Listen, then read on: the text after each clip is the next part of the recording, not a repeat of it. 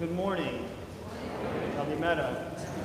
I'd like to welcome our visitors this morning. If you're new to our parish and would like to join our parish family, please fill out one of the white cards in the pews and hand them to one of our greeters who I will introduce at the very end. I especially want to welcome a young man named Michael who was praying in the altar this morning. Michael is from St. Vladimir's Seminary in New York. He's studying for the priesthood and passing through the area. And he said, I met him today. He said, this is the closest church to where I was, so I wanted to come and worship. And so it's wonderful, Michael, to have you here with us this morning. Here it is.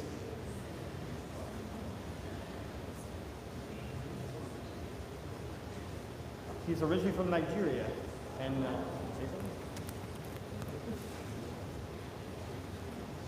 Kalimera, good morning to all. I'm from Nigeria, studying at St. Vlad's. I'm originally Greek Orthodox. My dad is a Greek Orthodox priest in Nigeria. For almost 15 years, I was the chanter or the choir director at the cathedral, the Greek cathedral in Lagos, Nigeria. My dad was the first Nigerian priest to serve the Greek community there. So I actually aspired because in 2005 I got my first theological degree, and it took me almost 11 years to manage to come here to study. So it's been a great deal of experience. It's been a long service. I don't want to truncate boredom. So I'll say I really enjoyed the worship. Father is fantastic, beautiful voice, and the choir is angelic, I must say. I hope to visit some other time and to enjoy the beautiful family I see here and the beautiful choir chanting all this while. I hope everybody enjoyed the choir as usual, but I must say it's quite inspirational for me, and it's been a humbling experience worshiping with you today. Thank you.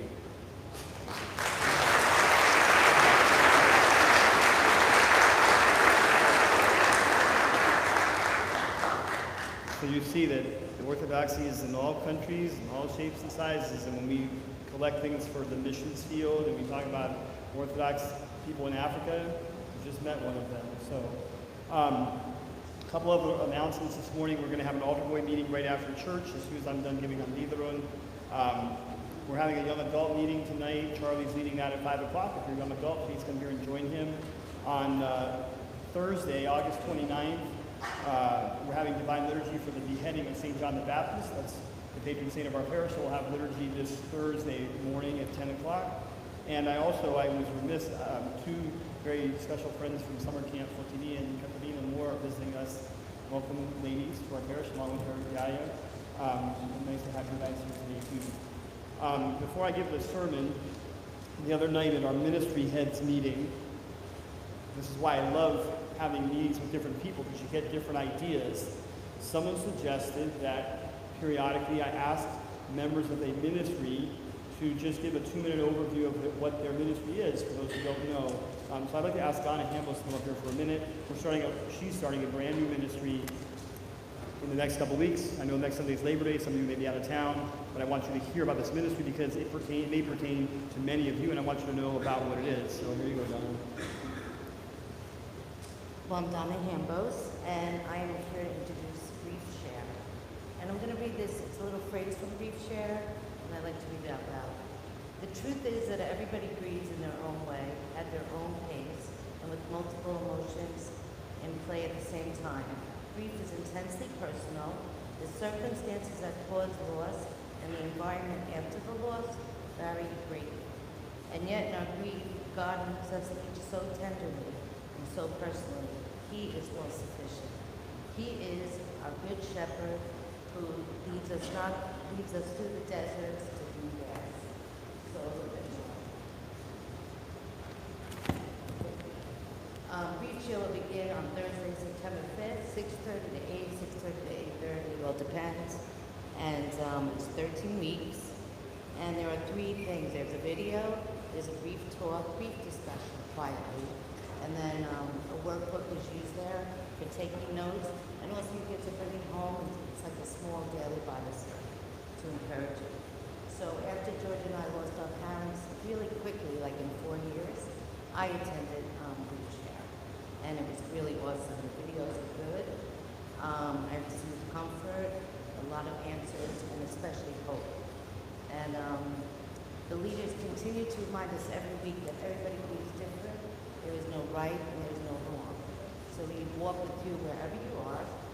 And as we keep talking about the core values of the church, which are love, worship, community, learning, and services, our ministries hope to reach inside the church as well as outside the church, so that we can share these values with everybody else. So that's very important. You can invite anybody you want, you can come 1 meeting, 5 meetings, whatever is good. So, and you can call me, Charlie, for any information. Thanks. Thank you, Diane.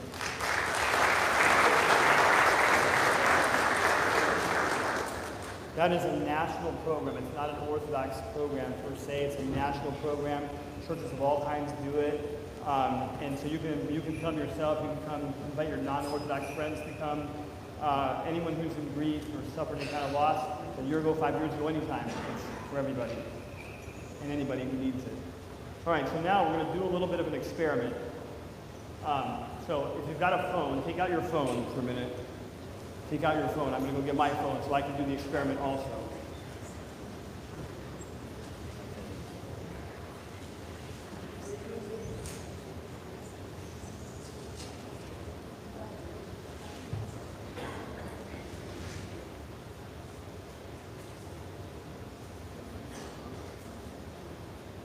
All right, so I want you to be on the theme of going with lost. On the theme of going with lost. I want you to text somebody that you haven't heard from in a while. Don't tell them you're sitting in church and this is an experiment. Don't tell them that. Just say, you know, I'm thinking of you this morning, and I hope we reconnect soon. All right? Don't send it yet. We're all going to press send at the same time. So I'm going to give everybody a minute to text whoever you want. Don't press send. I'll say send at the same time, so we all do it together. And then we're going to see who gets the fastest answer back. So text anybody you want. Anybody you haven't heard from in a while. Just thinking of you this morning. I hope I hear from you soon. Would love to reconnect.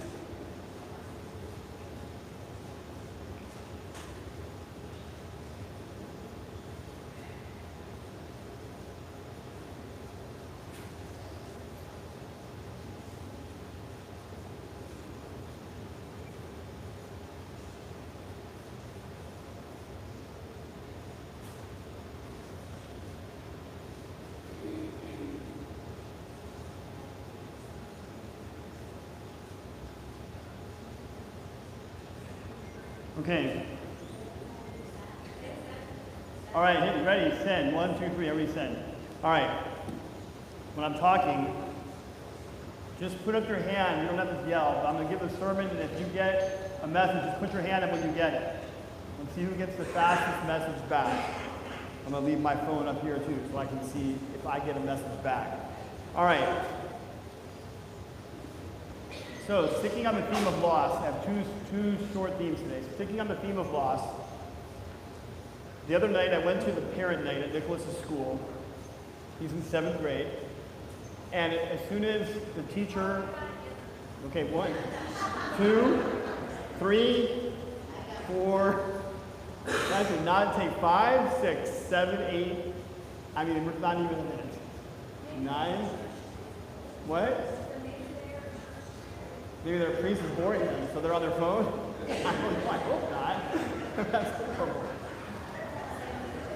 Don't tell them I'm in church listening to Father's sermon and it's so bad I'm texting you.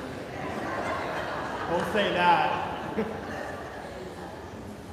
All right, you see how fast people are on their phones? And did you get a good response? Were the responses favorable? You who got responses? No one said, why are you bothering me, right? All right, 10 responses in under a minute, and I'm sure there'll be more. All right, so the other night, you ever have a college class back when you're in college and the teacher's about to let you out half an hour early? It says, any questions? and that one guy or girl had the hand go up immediately, and you're like, man, you're costing me like a half hour of my life. So the other day, I'm at this parent night, and every teacher, there were like 4 of them, that introduced themselves and said, any questions? And there's one guy in the back goes, I have a question. Does my kid get high school credit for this class? And I said, sir, your son is in 7th grade. That comes next to it if you're lucky. All right, so then I'm like, what is the deal here? You know, we want in junior high to get high school credit. In high school, we want to get college credit. And then we get through college quickly, and everyone takes a gap year to figure out what they want to do with themselves. Like, have we lost our collective heads here? That's how I felt after this thing. We're just rushing for what point? I'm talking to these kids, and if I'm a little out of it this morning, I slept 2 hours last night. We had a lock-in of like 40 of them. Another response. Beautiful. All right, I'm talking to our kids last night. Everyone feels pressure on all sides. Pressure from parents, pressure from teachers, pressure from other kids, pressure from society. And they keep asking. If someone asked me, how did you make it through, Father, when you were young? I said, well, I didn't have a weighted GPA. I mean, if I told you what my GPA is, you'd probably think I'm a dumb. They didn't weight the GPAs back then. But I said, you know, I actually got through school using the 4 R's. Read, retain, regurgitate, release. I learned how to take the test well. But if you tested me 24 hours after the test, I probably would have failed it. Because I remember literally sitting in college, and they had the little blue books. Remember the blue books? And I felt the information going from my head, down my arm, out my fingertips, through the pen, onto the paper, and gone. And I got through college, and I'm like, what did I learn here? I learned for the test. Thank God I can test well. But I mean, that is not the way to learn anything. And learning this way, with pressure from junior high, high school, college, to test, it's no wonder that people are just losing their collective way. Our society is losing our collective way. We're not doing this right. This is one of the many reasons why we need Christ. I didn't come up here to comedy hour today. This is one of the reasons why we need Christ. He is the way, and the truth, and the life. When I don't know what to do, because I'm losing my way, I pray to the Lord, make the way obvious to me. Make the way obvious to me. I cannot see it for myself. I can't decide on it for myself, so make it obvious to me what I'm supposed to do. Secondly, help me to slow down and be quiet so I can hear your voice telling me the obvious way that I'm supposed to go. This is also one of the many reasons why we have a church. Last night or early this morning, I can't remember, we got all the kids in here on the Soleil, and we did a short worship service. And I said to them, why, when we gather for these things, do I always have a short worship service? And there's 3 reasons. Number 1, it gets everybody on the same page. So no matter what kind of stress, what kind of life you have outside the church, we come here and we're all on the same page. We're all doing the same thing. Nobody's competing. No one's showing off. Everyone is just on the same page worshiping. Secondly, there's strength in numbers. There's strength in numbers. Imagine if I come in here on my own and I say, Lord, we need peace in the world. And there's no sound. I wonder, is the prayer heard?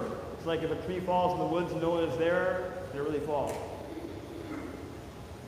But if I come into church and I say, Lord, we need peace in the world, and 300 people yell, Lord, have mercy, we need peace in the world. Then I'm like, all right, there's 300 people on the same page with me, but all think we need peace in the world. So there's strength in numbers. And number 3, coming to church when we worship correctly is like a slice of heaven. When you have a bunch of people on the same page at the same time, you have perfection just for a minute, just for a small period of time. Because eventually someone's going to get tired, or need to go to the bathroom, or get hungry, or have a fleeting thought. But when you get everybody on the same page at one time, you have a slice of heaven.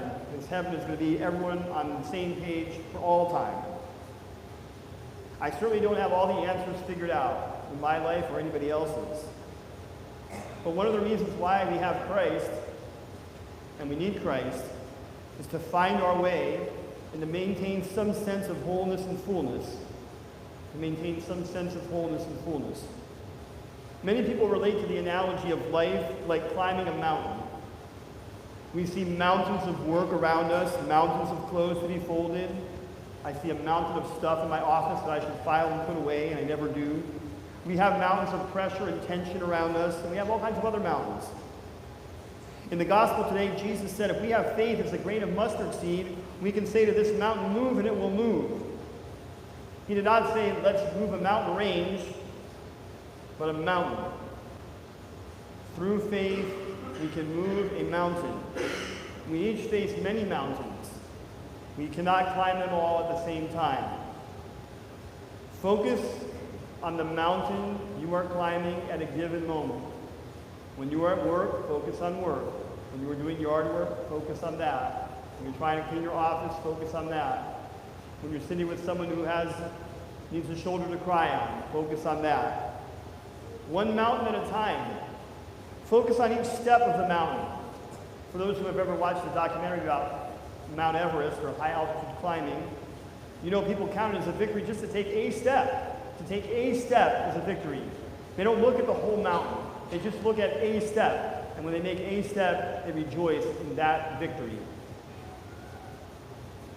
Ask Christ for help to climb each step of the mountain, of your mountain, one step at a time. Ask him for help. Ask him to show you the way.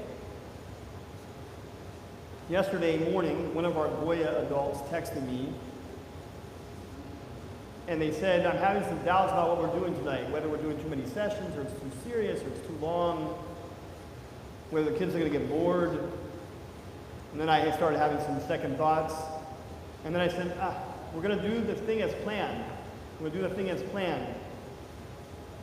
Because ultimately, what we're doing last night, and what I do on Sundays, and what we do every time we get close to Christ, is we put some seed on the ground. Like the sower throwing the seed, we throw a little seed on the ground. And then we leave it to Christ to help that seed grow. When we get together for any kind of church event, the goal is just to throw seed on the ground. Not to go quick or slow, just to throw seed on the ground. With his help, the mountain of the lock-in last night moved and moved well. With God's help, I'll maneuver the mountain today of being super tired, along with lots of adults and kids who are going to be super tired. I just got my message. I got mine too. And I got a whole long updated chapter. Wow. I said, oh, wow. So it's on more than one screen even. That's great. That's awesome. All right, good. They're probably like, shouldn't you be in church right now, Bonnie? I'll text him back and say, you should be in church right now. I won't tell you who I texted. I hope they get back here soon, though. So what mountain do you face today? And what role is Christ going to have help? What role is Christ going to have in helping you move it? What role are you going to give him? If you climb a mountain too fast, by the way, at high altitude, you're liable to get altitude sickness. Slow and steady wins the race when you're mountain climbing. And it's the same in life. Slow and steady, purposeful and intentional, working and resting, and most of all, putting faith and trust in God who will help you move your mountain, but only one step at a time. So the lessons for today, we all have mountains. Christ can help us move them one step at a time. That's faith. When you look at the mountain, you're like, I can't make that move. That's not faith, that's just sadness. When you say, I can make that move, I can't do it by myself, I need his help, that's faith. And look at your life, look at our society. We're losing our collective way. I'm so glad we have this Fanudio stuff today. We should just pray for the whole world. It's like losing the step.